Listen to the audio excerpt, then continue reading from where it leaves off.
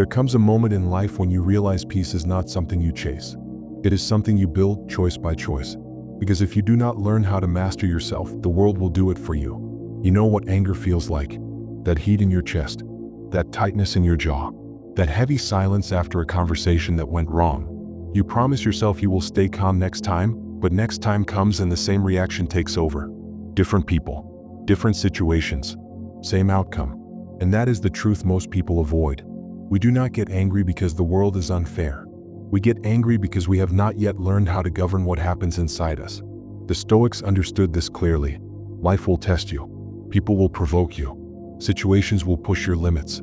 The question is not whether these things will happen. The question is whether they will control you. Today, I want to show you 5 habits. Simple, ancient, honest. Habits that do not make life easier but make you stronger. Habits that help you reach a place where anger no longer owns you and other people no longer disturb your peace. Habit 1. Pause before you burn. Most people think anger is sudden, like an explosion that comes out of nowhere. But anger never starts loud.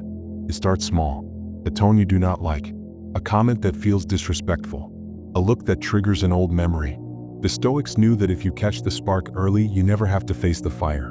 Marcus Aurelius wrote that you have power over your mind, not over outside events, and that sentence explains everything. You cannot control traffic. You cannot control rude people. You cannot control disappointment. But you can control the meaning you give those moments.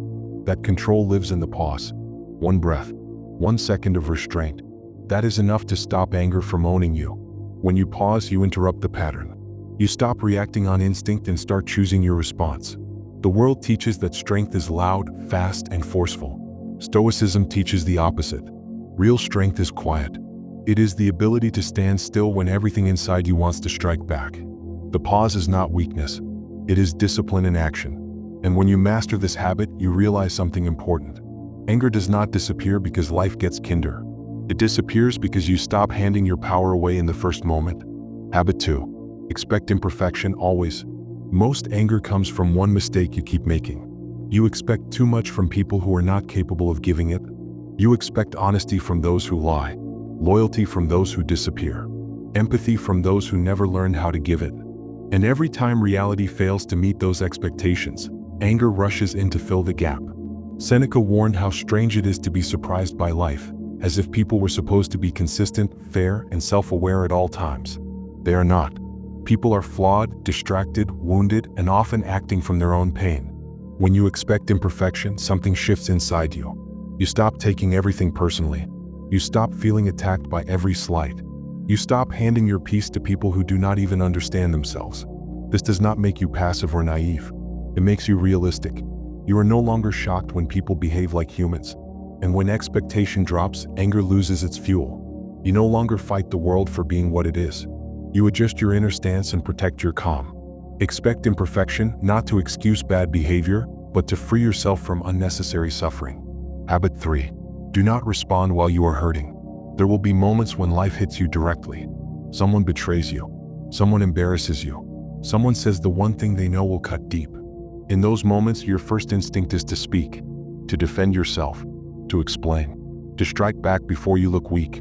But this is where most people lose control. Epictetus warned that if someone succeeds in provoking you, your mind has already joined the attack. When you respond from pain, you are not choosing your words. Your emotions are choosing for you. Your past speaks. Your wounds speak.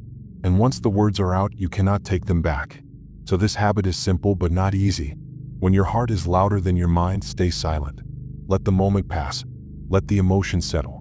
Distance creates clarity. Calm decisions age well. Angry ones leave damage behind. You do not lose power by waiting. You gain it. Because when you speak from steadiness instead of pain, you decide who you are, not the moment. Habit 4. Build a strong inner world. You get bothered by people when you have nowhere inside yourself to retreat to. When your sense of worth depends on approval, praise, control, or being understood, every comment feels personal and every reaction feels urgent. The Stoics believed peace comes from having an inner place that no one else can enter. A space shaped by discipline and self-respect.